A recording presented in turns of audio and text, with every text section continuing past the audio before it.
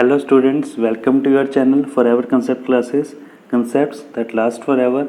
Guys, in this video we will solve our remaining question number 6 to question number 10 of our chapter Polynomial Example Problem Exercise 2.1. So let's start our question number 6. Question number 6 is, if one of the zeros of the cubic polynomial x cube plus ax square plus bx plus c is minus 1, then the product of other two zeros is. Now what we have to calculate? We have to calculate the product of remaining two zeros. As we know that cubic polynomial have, how many zeros have cubic polynomial? Cubic polynomials have 3 zeros, and we have to calculate remaining two zeros, that is beta and gamma. As we know that we take now 3 zeros as alpha, beta and gamma. So if we assume the alpha is minus 1, then we have to calculate the product of beta and gamma.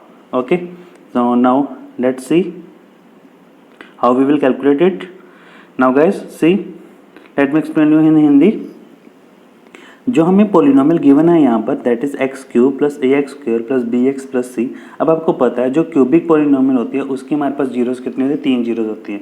ठीक है. और जो यहाँ पे cubic polynomial है ये हमारे पास ए होता है, हमारे पास ये बी होता है, दैट इज जो कोफिशिएंट ऑफ एक्स स्क्वायर होता है, एंड जो कोफिशिएंट ऑफ एक्स होता है वो हमारा सी होता है, and last one constant term जो है वो हमारी डी होती है. ठीक है. और क्यूबिक पोलिनोमियल के अंदर हमें ये चीज़ पता है, जो हमारा बी होता है that is sum of zeros, and जो हमारा यहाँ पर जो सी होता है that is sum of product of zeros, right. And जो हमारा कांस्टेंट टर्म होते हैं that is product of zeros. अब गाइस हम लोग इसी तरह से हम यहाँ पे देखते हैं हम इसको कैसे कैलकुलेट करेंगे. अब आपको पता है हमें एक जीरो जो हमें गिवन है दैट इज माइनस 1, राइट. सो अब हम लोग क्या करेंगे, वो जो एक जीरो माइनस 1 है इसका मतलब क्या हुआ कि ये जो क्यूबिक पॉलिनोमियल है, अगर हम यहाँ पे x की जगह अगर हम माइनस 1 फिल करेंगे तो जो इसको जो हम सॉल्व करेंगे इस इक्वेशन को, तो this equation must be equal to 0. Now see, हम इसी तरह से चलते हैं. बिकॉज हम लोग ऐसे क्यों कर रहे हैं, हम लोग ऐसे इसलिए कर रहे हैं बिकॉज यहाँ पर हमें यहाँ पे a और b की वैल्यू नहीं पता.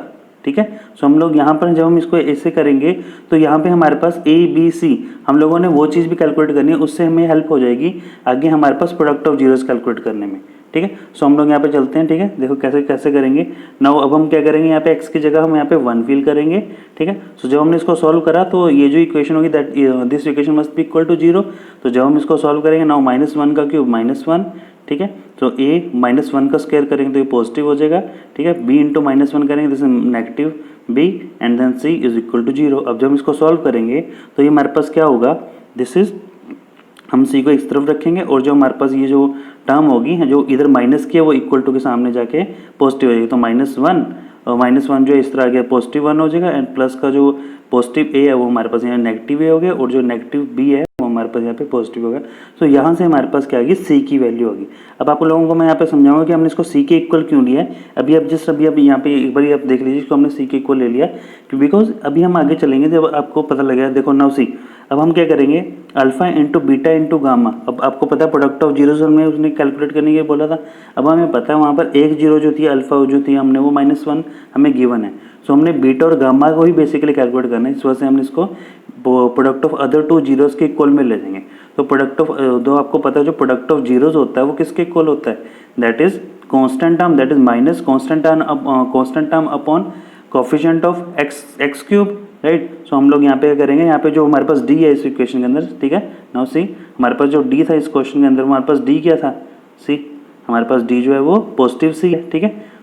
तो हम लोग क्या करेंगे यहाँ पे जो है d की जगह हम यहाँ पे क्या करेंगे, c को लेंगे, बट फॉर्मूले के अंदर ही माइनस होता है तो हम यहाँ पे माइनस c अपॉन 1 करेंगे बिकॉज a की जो वैल्यू है हमारे पास 1 है. ठीक है. अब हमने यहाँ पर क्यों किया, अब देखो आपके पास यहाँ पर अब आप देखोगे यहाँ पे c की वैल्यू आ जाएगी बिकॉज हमने यहाँ पे c की वैल्यू ऑलरेडी ली हुई है, तो यहाँ पे c के इक्वल आ जाएगा. तो हम देखेंगे जब यहाँ पे product of other two zero that is beta into gamma, वो हमारे पास किसके इक्वल आ रहा है, वो हमारे पास इक्वल आ रहा है माइनस c अपॉन माइनस 1. अब माइनस माइनस से कट जाएगा तो ये हमारे पास पॉजिटिव सी हो गया, और पॉजिटिव से किसके इक्वल है, that is 1 minus a plus B. तो हमारे पास ये जो 1 माइनस a प्लस बी है ये हमारी ऑप्शन ए में हमारा आंसर आ जाएगा. हमारा आंसर ये जो ऑप्शन ए थी हमारे पास यही थी. Okay. Now let's move to question number 7. Now 7th question is, the zeros of quadratic polynomial x square plus 99x plus 127 are.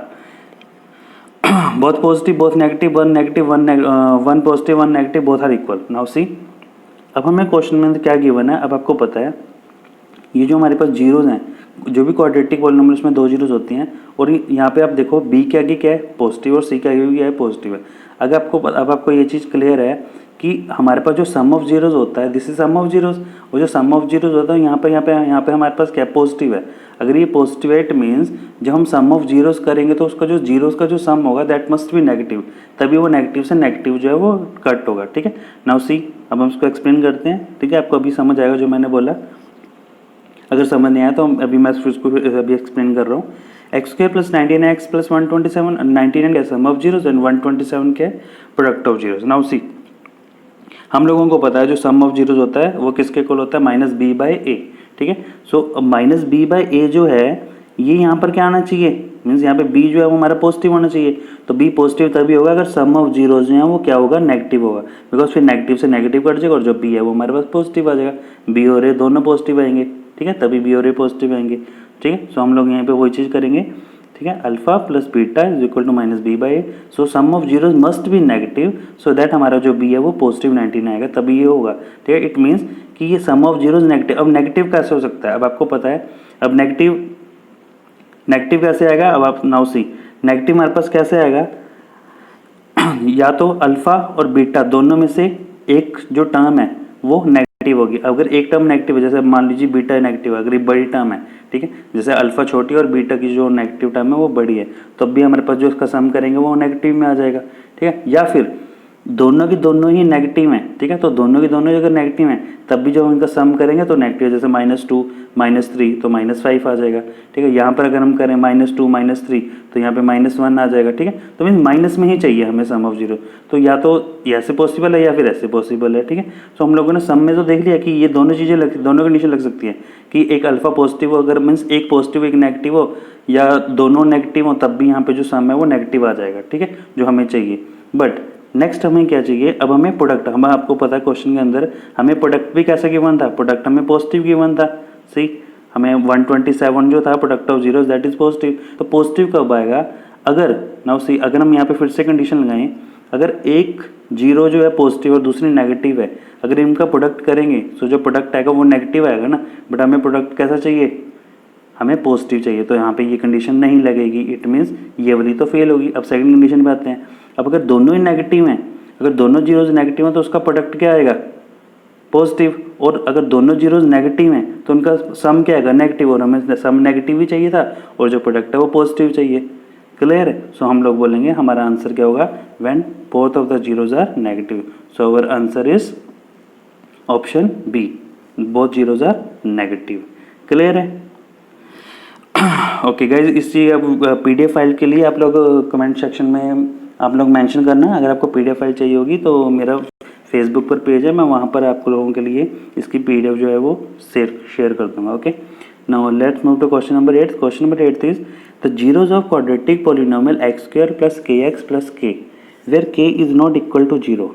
Now अब हम लोगों ने क्या यहाँ पे कैलकुलेट करना है कि जो जीरोज हैं क्वाड्रेटिक पॉलिनोमियल है, ये जो क्वाड्रेटिक पॉलिनोमियल है इसकी जो जीरोज हैं, ठीक है, वो क्या होंगी, कहते हैं वो दोनों की दोनों बहुत पॉजिटिव नहीं होनी चाहिए, बहुत पॉजिटिव नहीं हो सकती, कैन नॉट बोथ नेगेटिव, कहते हैं दोनों की दोनों नेगेटिव। अब आप लोगों को सभी ऑप्शन पढ़ने की जरूरत नहीं है। देखो अभी हम लोगों ने पीछे इतने अच्छे सोल्व करा कि जब बी भी पॉजिटिव और सी भी हमारे पास पॉजिटिव है, that means sum of zeros भी पॉजिटिव है एंड प्रोडक्ट ऑफ जीरोज भी पॉजिटिव है, तो उस केस में ये चीज़ तभी पॉसिबल है जब उसकी दोनों जीरोज क्या हों, नेगेटिव हों। ठीक है, सो हमारे पास सीधे ही ऑप्शन दिख रही है, first option, that both zeros can not be positive. Can not be positive means तभी तो अगर पॉजिटिव नहीं होंगे तभी तो वो नेगेटिव होंगी। So answer is option 8।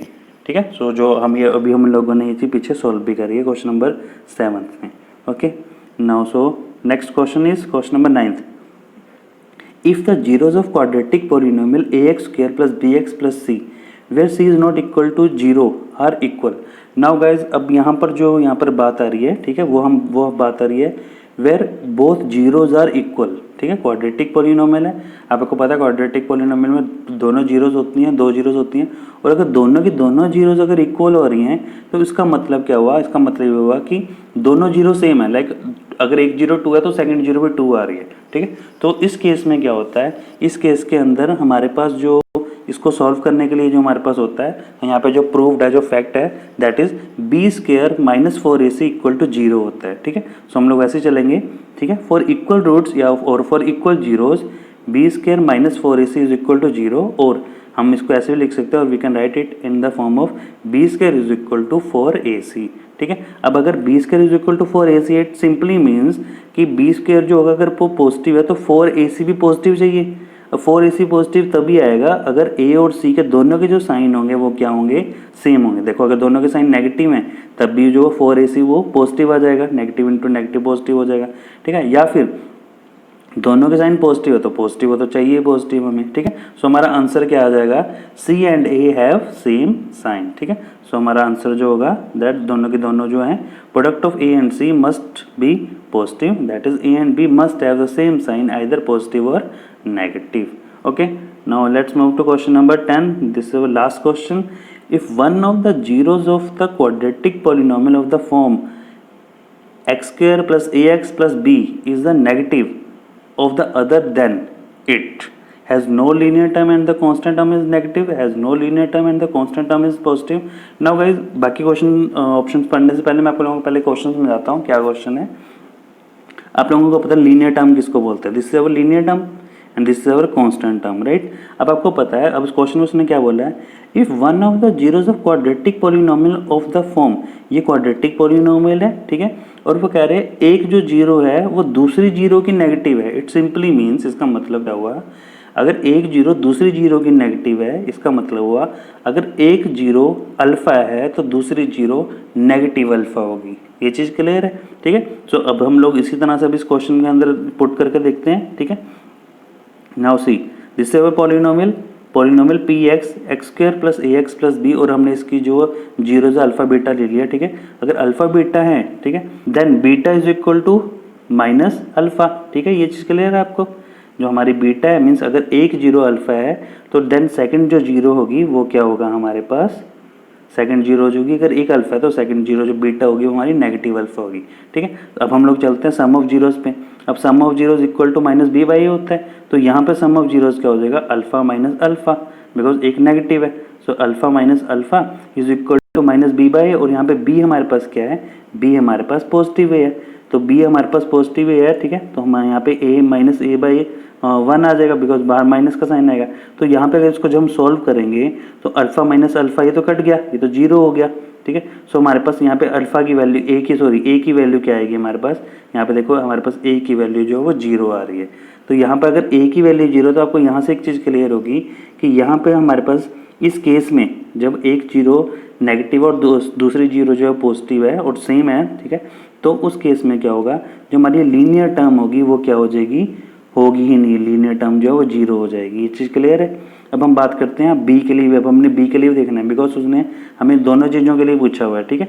उसके हम अभी हम कॉन्स्टेंट टर्म के लिए चेक करते हैं। नाउ सी कॉन्स्टेंट टर्म के अंदर अब हम कैसे चलेंगे, ठीक है। कॉन्स्टेंट टर्म क्या होती है, that is product of zeros, तो हम यहाँ पे प्रोडक्ट ऑफ जीरोस के साथ चलेंगे। Now see product of zeros is equal to c by a. अब आपको पता है जो सी इज अवर बी, तो हमारे पास सी क्या है, यहाँ पर बी है, ठीक है। सो हम लोग यहाँ पे क्या करेंगे, product of zeros is equal to c by a, और सी दैट इज बी, तो बी बाई 1 आ जाएगा, बिकॉज ए की वैल्यू 1 है हमारे पास, ठीक है। अभी हम लोगों ने यहाँ पर जो हमने किया अल्फा माइनस अल्फा, अब अल्फा माइनस अल्फा ये क्या हो गया, नेगेटिव अल्फा स्क्वायर हो गया, ठीक है। अब negative alpha square is equal to B, तो यहाँ पे हमारे पास ए स्क्वायर की वैल्यू क्या आ रही है, ठीक है, ए स्क्वायर की वैल्यू क्या आ रही है, negative B. Negative B means जो हमारे पास कांस्टेंट टर्म है that must be negative, constant term क्या होनी चाहिए, नेगेटिव होनी चाहिए, ठीक है। तो इट मीन्स हमारे पास जो आंसर आएगा that is option A. Clear है। तो गाइस दिस यहाँ पर थी हमारी एक्सरसाइज, ये फर्स्ट एक्सरसाइज 2.1 हमारे पास कंप्लीट होती है। अगर आप लोगों को मेरी वीडियो अच्छी लगी, आप लोग अपनी क्लासमेट्स के साथ ये वीडियो शेयर कीजिए, ठीक है, सो दैट बाकी उन आपके फ्रेंड्स को भी इस चीज़ का बेनिफिट मिले। प्लस मेरे चैनल को जल्दी से लाइक और सब्सक्राइब जरूर कीजिएगा। Thanks for watching. जय हिंद।